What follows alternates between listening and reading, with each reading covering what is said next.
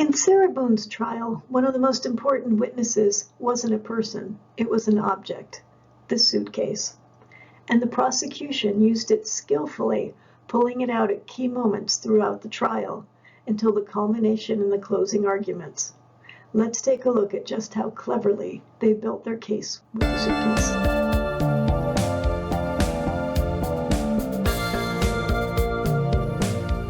Hey everybody, it's Chris from Guilty Words, where we unravel crime one word at a time.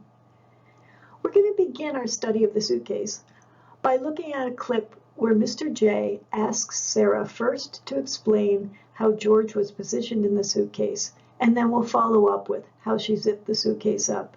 Then we'll talk about why it's so important, what he asked her, and how she answered. All right. Miss Boone, can you demonstrate for the jury where Mr. Torres' head was and how his body was positioned in the suitcase, if you don't mind? His back was this way and his head was here. All right, and then is it fair to say his feet are kind of down here, which would be the front left corner from their perspective in the jury box? Yes. And then his knees are kind of tucked up towards his face? If I remember correctly, yes, that's the position. Okay. All right.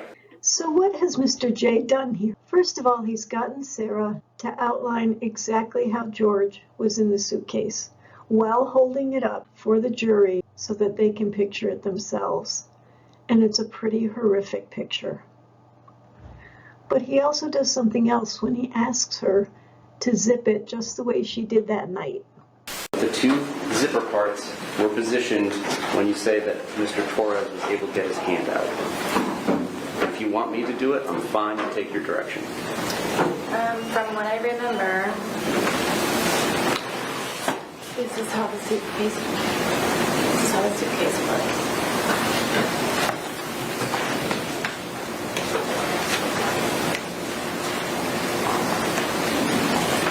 This was up here.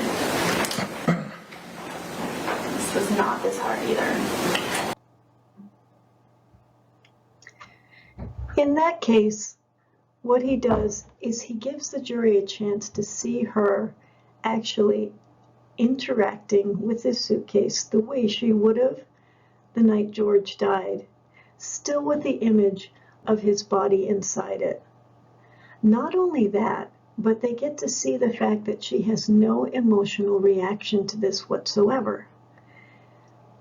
Many people, I'd like to say most, would maybe not even want to touch that suitcase, much less casually point out, oh, his head was there, his feet were there, it was zipped just like this. Mr. J even says, if you want me to do it, I'm fine with taking your direction. Fascinating way to word that. He's allowing Sarah to be in charge and to give him orders.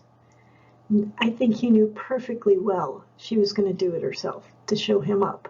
But it got her off her guard because it put her where she wanted to be and where she hasn't been in a long time, in charge. He could have just said, would you like me to do that for you? But he didn't. If you want me to do it, I'm fine with taking your direction.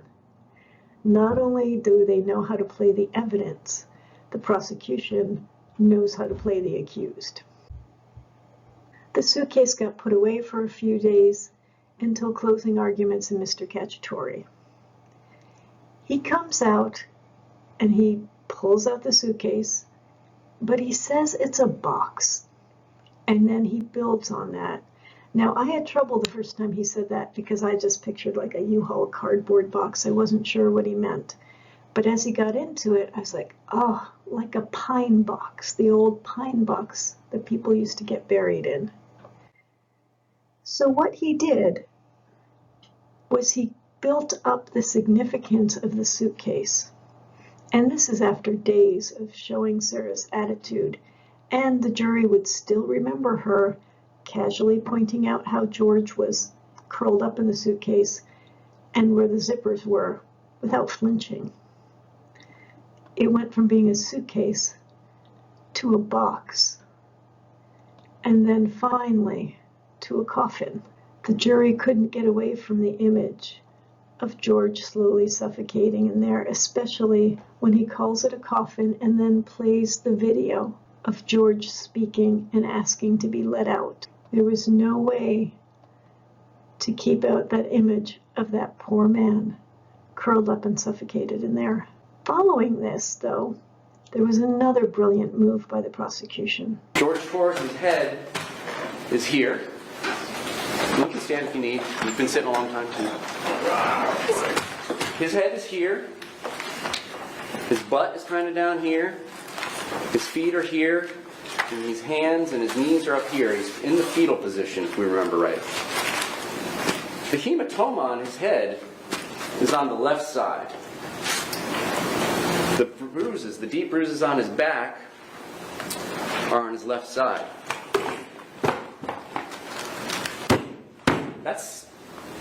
You hear that? That's solid. You don't have to accept that she put those marks on him when he was in there. The evidence doesn't support it. Mr. J came back on rebuttal after Mr. Owens's disastrous closing argument. See my video on that. And now we've had the suitcase with Sarah's interaction.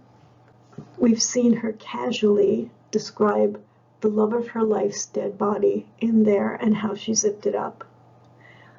We've gotten the idea that it isn't just a suitcase, it's a coffin, and we've heard the voice of the man trying to get out of that coffin. But Mr. J brings it right back to physical evidence. And he demonstrates the way George was lying in the suitcase, per Sarah's testimony. And then that amazing moment when he hits the back of it to show that those bruises didn't come when he was in the suitcase. I always thought her term poking was a little odd as well. She poked his hand. You don't poke in that kind of situation. Sarah would hit. And you don't get bruises like that from poking. You get them from hitting. But he brought it right back to, you don't have to believe her, and the evidence doesn't support her. All centered around that suitcase. So what conclusions can we draw? The jury got it right. And rest in peace, George, and peace to your family.